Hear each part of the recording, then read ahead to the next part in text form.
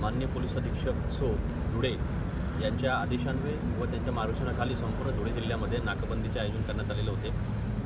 त्यांच्या आदेशानुसार मोवाडी पोलीस स्टेशनच्या ज्युरिडिक्शनमध्ये लडिंग टोल नाका या ठिकाणी 6 वाजेपासून तर 11 वाजेपर्यंत आपण देखील नाकाबंदीचं आयोजन केलेलं होतं। त्या नाकाबंदीच्या दरम्यान त्या ठिकाणी PSI काळेसाहेब, मुंडेसाहेब, त्यानंतर त्या ठिकाणी मोवाडी पोलीस स्टेशनचा स्टाफ, त्यात भूषण सपकाळे, SC निलेश पाटील, निलेश सावडे आणि इतर स्टाफ त्या ठिकाणी नाकाबंदी करत असताना साधारणतः 10 ते 10:30च्या दरम्यान शिरपूरकडून मालेगावकडे जाताना एक मोटरसायकल मालेगाव धुळे टू मालेगावच्या लेनवरती नाकाबंदीतील अधिकाऱ्यांना व अंमलदारांना बघून दचकला व त्याने त्याची जी गाडी आहे MH 18P 1086 स्प्लेंडर क्रमांकाची गाडीवर तो बसलेला होता, तो दचकला।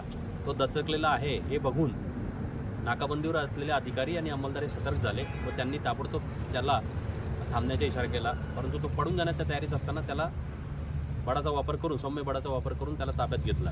ताब्यात घेतल्यानंतर त्याच्याजवळ असलेल्या पिशवीची आपण पिशवीच्या आत काय आहे हे बघितलं असता त्या ठिकाणी पिशवीमध्ये 6 किलो 686 ग्रॅम वजनाचा गांजा आपल्याला त्या ठिकाणी मिळून आलेला आहे। त्या गांजाला व मोटरसायकलला ताबडतोब आपण ताब्यात घेतलेला आहे आणि सदर आरोपींवरती आपण मोवाडी पोलीस स्टेशन या ठिकाणी 62/2025 NDPS ॲक्टनुसार विविध कलमान्वये गुन्हा दाखल केलेला आहे। आरोपींची नावं आहेत जयराम सरप्या पावरा, वय वर्ष 25, राहणार निंबोरी शिरपूर तालुका धुळे, व 2 नंबर आरोपी नाशऱ्या जायन्या पावरा, वय वर्ष 42, राहणार गोवाडी नेवाली बडवानी मध्य प्रदेश।